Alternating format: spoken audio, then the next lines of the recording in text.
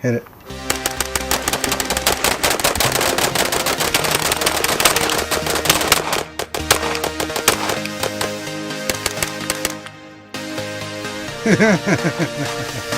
All right, cool.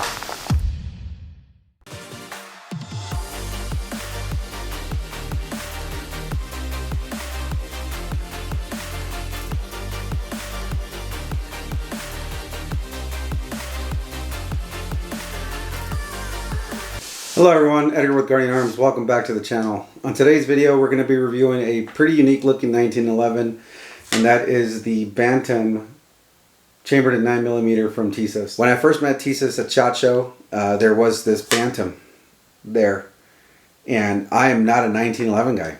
I typically don't really ever pay attention to 1911s. I don't like a low round count.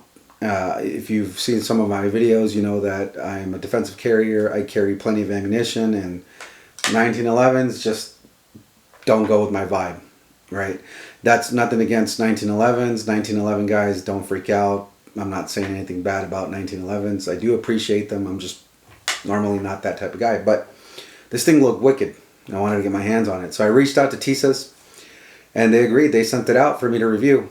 So my mindset behind reviewing something typically is, can I trust my life to it? Is it going to work? Is it quality? Not necessarily price related, but is it just quality? And least importantly, is it cool? Does it have a cool factor? This gun definitely has a cool factor. Like I stated, this gun's beautiful. But let's get into it. So what I appreciate about this Bantam is the Cerakote.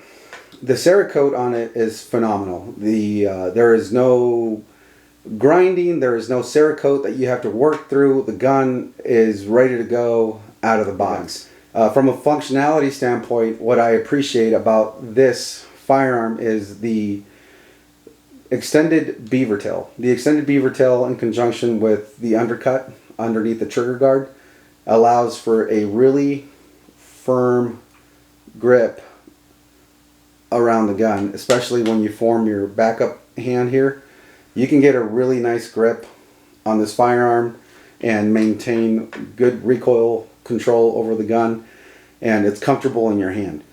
The trigger, the skeletonized trigger that you see here, it pulls at what Tisas says that it will. We did a pull test on it. We did 3 pull tests on the trigger, and we got a solid 4.5 pound trigger pull out of this 1911. The fiber optic front and U-notch rear sights, they're okay. They're typical. They're not anything to write home about, and they're fairly accurate. The other thing that I appreciate about the Bantam is the bobtail cut here. When you put this in a 1911 holster and you carry this gun, this helps reduce the print, which I really appreciate. And all this is, again, looking at it from a functionality standpoint. Now, earlier in the video, I said that I am not a 1911 guy, so some of you might be going, well, what do you know about a 1911? Like I told you, I'm not a subject matter expert on 1911s, but my buddy Andy is a subject matter expert on 1911s. He loves them. He is also a machinist. Let me introduce him here. Can you tell us what you do for a living? I own a company where we design and manufacture firearms components for military, law enforcement, and a bunch of OEM companies. We do have a small retail side, but primarily we do large-scale manufacturing for large firearms companies. So you know how to run a machine? One would say, yeah. Okay. So that was a little bit about Andy. Now let's see what Andy thought of the gun. Tell me what you think, Andy. Well, so far, I mean, the fit and finish is pretty astounding. Actually, they took a lot of extra care in the machining process and actually getting everything concentric and true. Yeah, their bushing design is actually really nice, and their barrel is really impressive. Like, they actually kind of knocked it out of the park. I'm pretty impressed with it. So those were Andy's initial thoughts on the Bantam. Moving into actually firing the Bantam. On the day that we fired and tested the Bantam, we used 2 different types of ammunition. We used 115 grain Blazer Brass ballpoint ammo, and we used 124 grain Federal Syntech rounds. Now, one issue that we came up on almost immediately were the freaking magazines. Tisas ships the Bantam with 2 Checkmate 9-round magazines. And honestly, I don't know if Tisas is to blame for this or if it's a common issue with 1911 magazines. I am told by my buddies who are 1911 guys that 1911 magazines suck across the board for the most part, with the exception of the gold standard magazines. Most of you 1911 guys are going to know what the gold standard magazines are.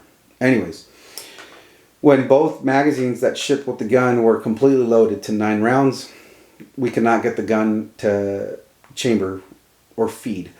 The rounds were nosediving and not chambering, causing malfunctions. It wasn't until both magazines, regardless of the type of ammunition, were only loaded to 7 rounds apiece that we were able to get the gun to chamber properly and function and cycle properly. Let's remove 1 round, go to 7. All right. Okay. Once we got past the magazine issue, the first type of ammunition that we ran through the Bantam was the 124 grain Federal Syntec. The gun worked phenomenally. It was grouping fine. It was accurate. Andy and I shot the same target from 10 yards and we were getting nice grouping. We were keyholing. We were creating this big group on the target, and we were loving the gun. So when we switched from 124 grain to 115 grain, things got really interesting. And I say that because I'm going to go ahead and be real honest with you. I will fall on my sword when I make a mistake, and I will admit my fault when it's my fault.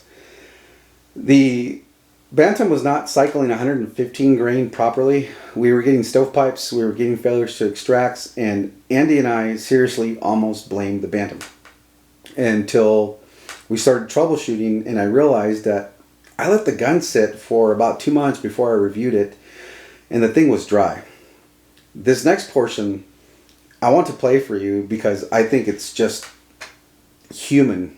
It captures the human aspect of this review process. It captures our correction and how the gun ran afterwards. So I want you to see it. All right, so we've been shooting the Tisas and trying to get it to just perform flawlessly. We've had a few hang-ups, but in field stripping it, I mean, it's bare bones dry, brand new gun, and then stripped, but it's got no lube. But what do you do when you have no lube? You go to the shop rig and, well, in all fairness, with engine oil. In all fairness to Tisas, they sent this gun out a while ago, and it's been sitting for a bit before we could get to it too. Just gonna get some oil on there and just kind of lube up these rails. Tisas is either gonna love this or hate this. Oil is oil.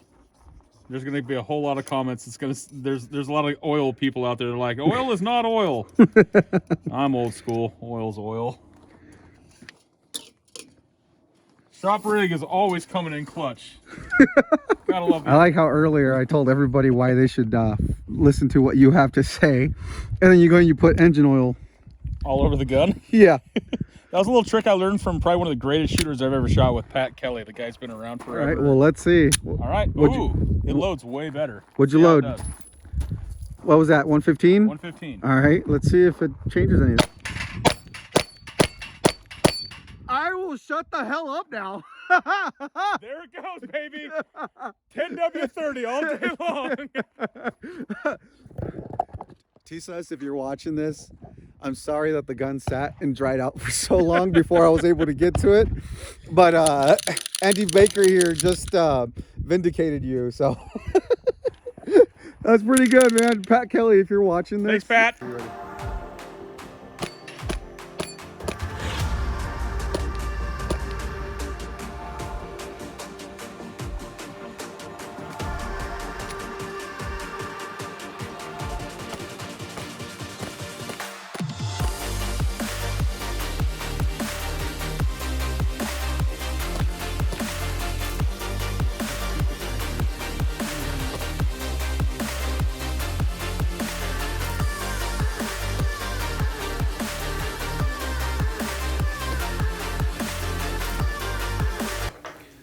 So there you have it. the correction and how the gun ran after it was properly lubricated. Some makeshift lubrication, but it worked. Now, before I end this video, I wanted to add something. While editing this video, I found out that the Bantam has actually been discontinued, which sucks. I don't know why it was discontinued. I'm going to reach out to the reps and conduct a follow-up video at a later time, hopefully while reviewing a Tisas product in the future. Now, for those of you who took a liking to this, I'm pretty sure it's not too late to seek one out. There's going to be some distributors that are trying to offload them, or you're probably going to be able to still find them in gun shops across the country for checking out, not for the bad type of interaction that we're not allowed to talk about on YouTube. So I hope this video speaks to the quality of Tisas. If you liked what you saw, please seek out Tisas. I'm going to have a link to their website and their social media below. Thank you for watching. I will see you next time.